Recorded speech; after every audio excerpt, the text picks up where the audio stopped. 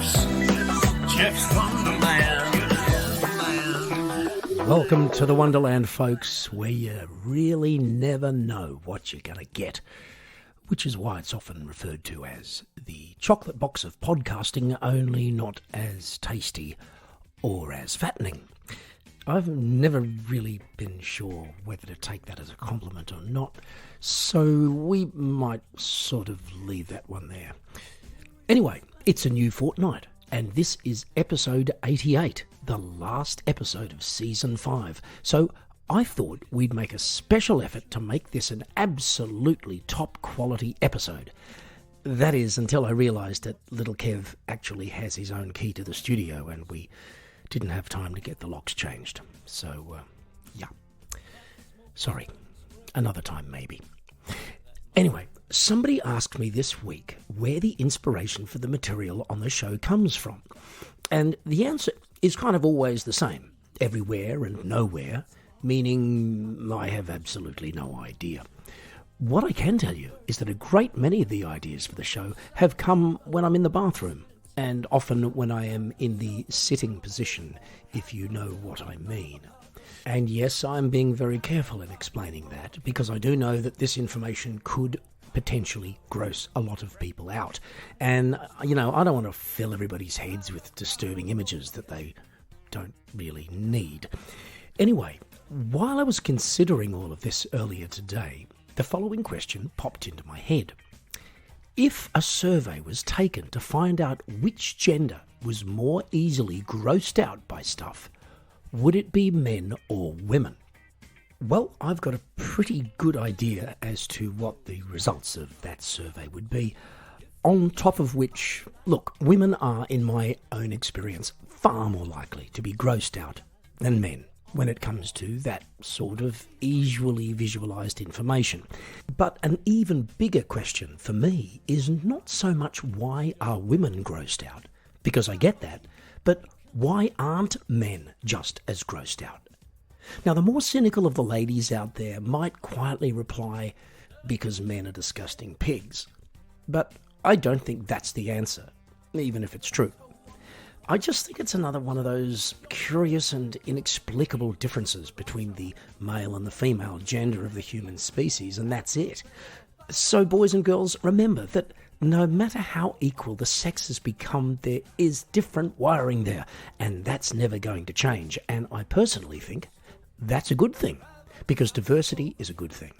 It keeps us all interested, so let's all just smile quietly to ourselves, suck it up, and move on, so to speak. Anyway, that leads me to the next area I want to examine. Two things I almost never, ever, ever talk about.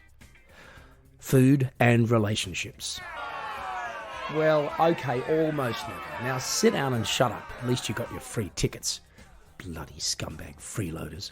Oh, I almost forgot to mention we actually have a studio audience today following our online competition last month. Sorry if you missed it. Anyway, these are our winners, and happy to be here they are too, to be where the magic happens or something. No, those are not souvenir ashtrays, so yes, thank you. Anyway, on with the show.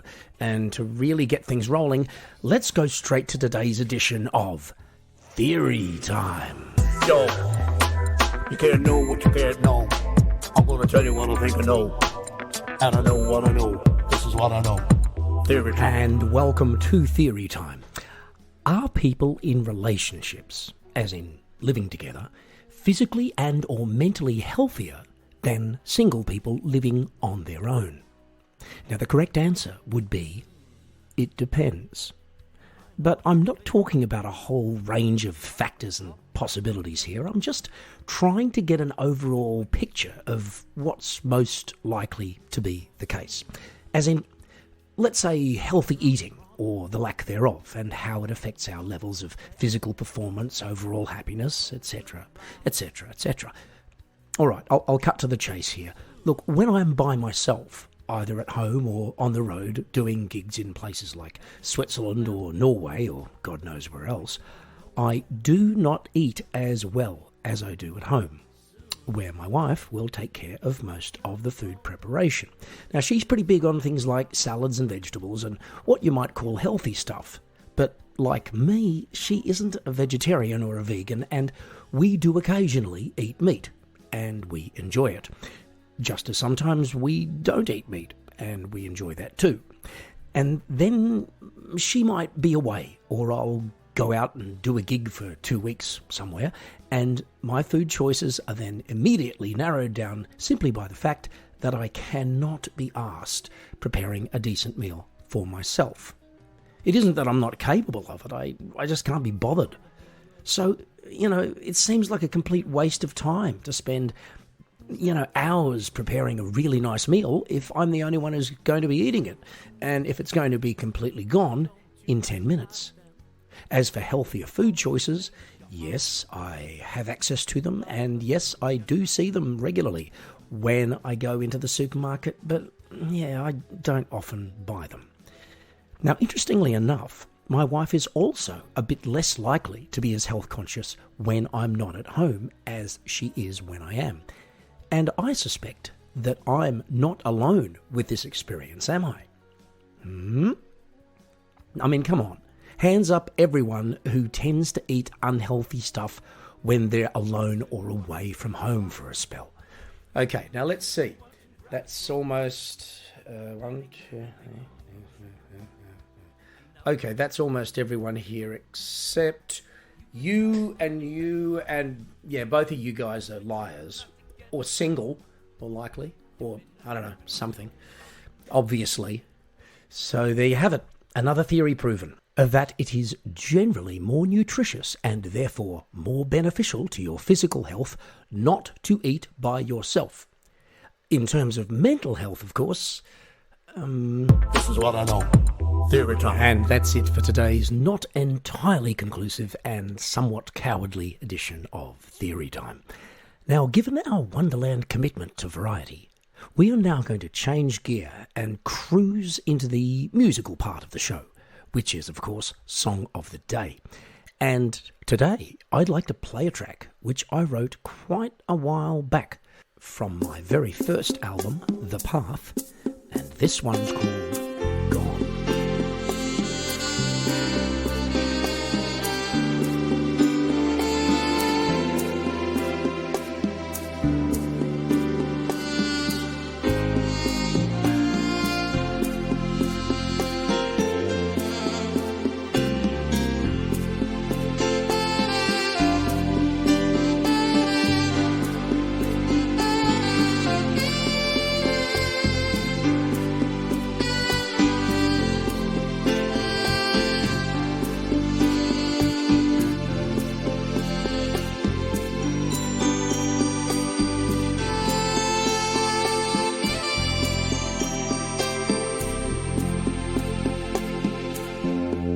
I feel the cold in your silence.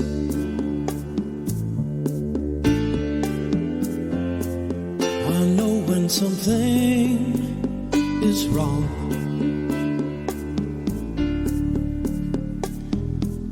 Breathing steam through our fingers. No time's a good time to say love is gone.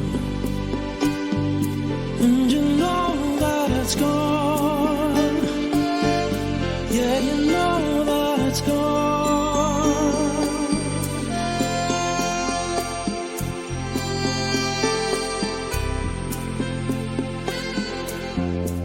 Sooner or later, they all say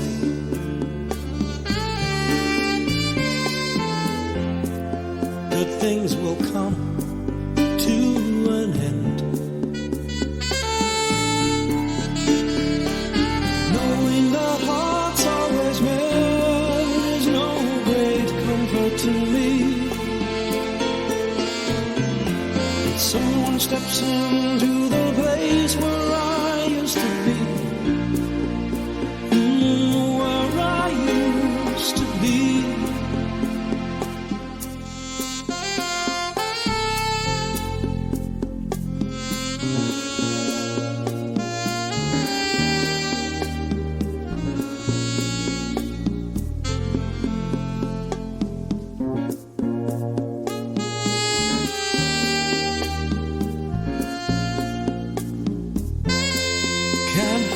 waiting, and I can't help wanting.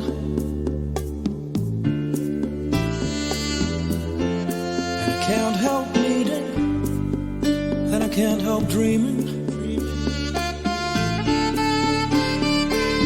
Knowing that hearts always mend is no great comfort to me. And someone steps into the place where I used to be. Where I used to be.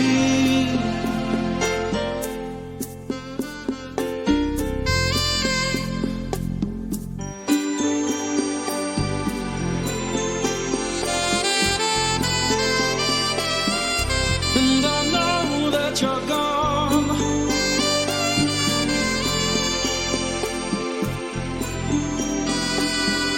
Yes, I know that you're gone.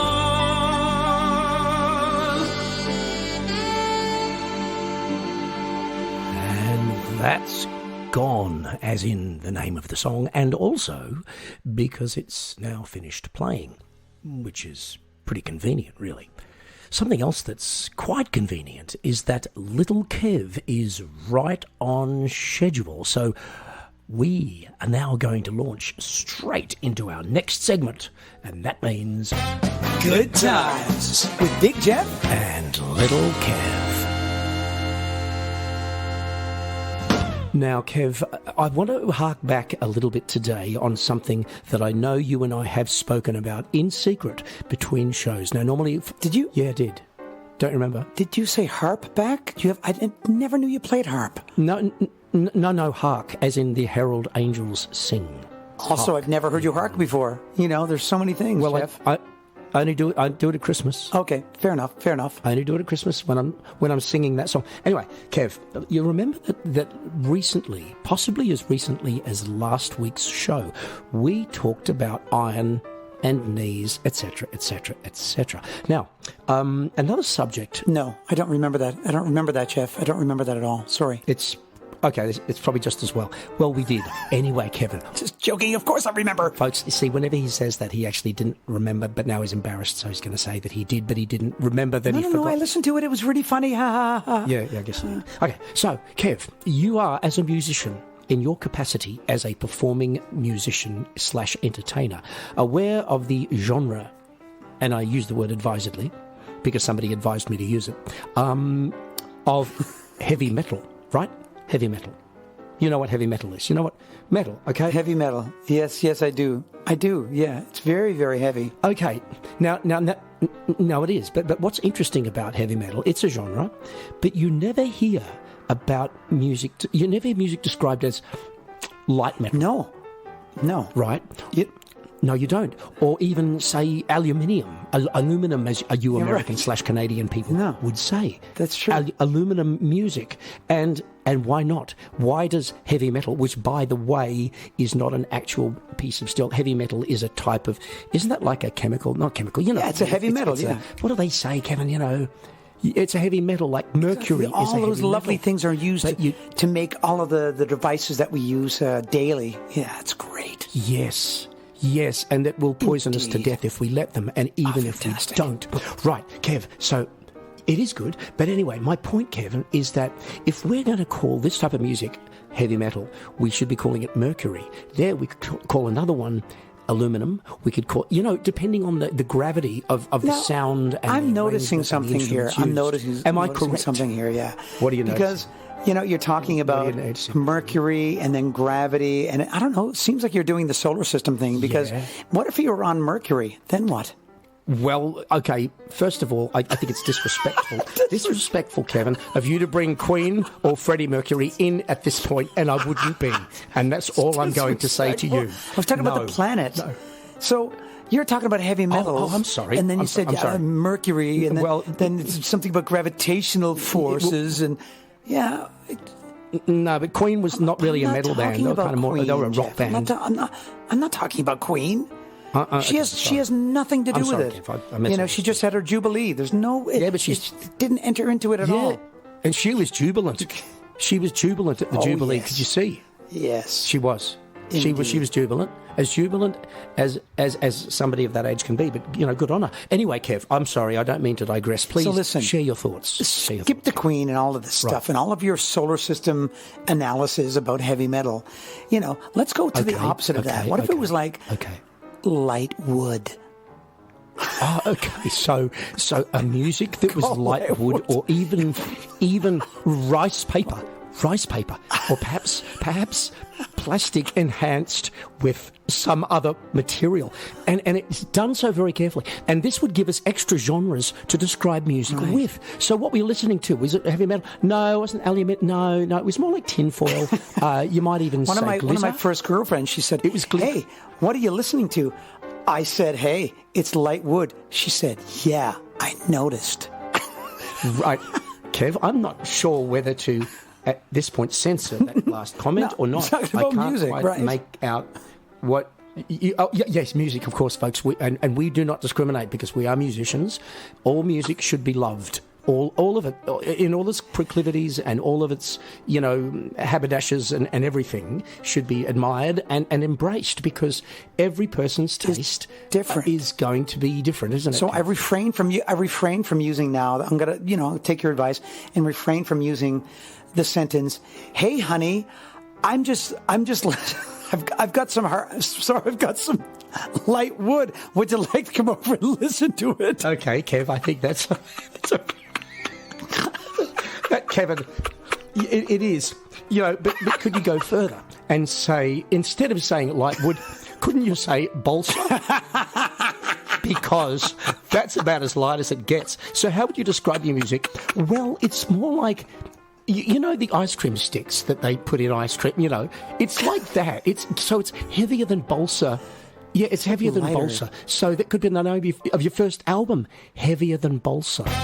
Good times with Big Geoff and Little Kev. And Little Kev and myself will be back with more different types of material for more musical genre allocation on the next edition of Good Times. That is, if you're really unlucky. Anyway, I want to talk a little bit now about something I don't believe we've covered on the Wonderland up until now. Now, this is something which is central to the existence of this show, and the more I think about it, the more it seems to me to be one of the most important elements of human life itself. And so we are now going to take a serious look at what is, ironically, the least serious thing in our lives that most of us could imagine, and something without which I'm quite sure our society would be truly screwed. What the hell am I talking about?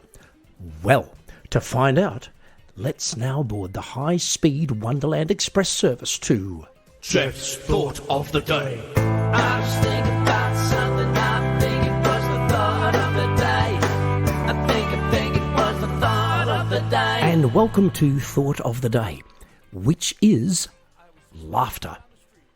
Yeah, I know, we've all heard the old cliche, laughter is the best medicine, but I happen to believe it's a lot more than that. And I wonder how many of us have ever thought, really thought, about how important it is, particularly when it comes to its power to bring us through difficult times and situations. I believe it's no accident that not too long after every tragedy, there is a reaction that we seem to have naturally to want to joke about it, at least at some level, in order, I believe, to help us deal with it. Almost as if, and this sounds really weird, laughter is actually a part of the grieving process. Now, I remember going to a funeral service for one of my favourite uncles many years ago, and whilst these types of things are not normally considered enjoyable events per se, this one really made me chuckle because of my uncle's decision to have Frank Sinatra's Fly Me to the Moon playing loudly as the mourners were leaving the church. Now, for some reason, I thought that was fantastic, and it was hard to be miserable after that point. As for people who are caught within a tragedy, is it unreasonable to assume that, despite the horrible situation in which they find themselves, in order for them to try to get through it, that the victims would also find ways to see humour wherever they're able to? I don't think it is, because that's human nature. Also, what an example like this does is to cast laughter in a therapeutic role rather than one of idle entertainment, which is probably how most of us would usually categorise it. Most of us would also have an instinct to respect people who've been through something horrific. And the last thing almost anybody would ask, say a Holocaust survivor, would be something like, "So what was the best laugh you had during that time?" Simply because we might well consider such a question to be disrespectful and in extremely bad taste. Which is absolutely fair enough, but I think we might be surprised what the answer was if we were to do so. What I'm getting at with this thought is that our innate sense of humour would be one of the very last casualties of any situation, and indeed one of our best defences and greatest survival tools. So when things get tough, folks, laugh it up, because that might be exactly what you need to get you through. I think it was the thought of the day. And that's it for Thought of the Day and our 88th episode and our 5th season of The Wonderland. 3 birds with 1 stone. Not that I'm suggesting cruelty to animals in any way, of course, but a seminal moment nonetheless. I'd like to thank our studio audience, everybody out there in podcasting land, wherever you are, and of course Little Kev for his ongoing invaluable participation in our Good Times segment. We are now going to take a 4-week break, after which we'll return with Season 6, and that of course means more theories, more new music, and more good times, more thoughts, and more of God only knows what else. So take care everyone, rest up, and we'll be talking at you again real soon on episode 89 of The Wonderland. Gotta get back to Geoff's Wonderland. Gotta come back.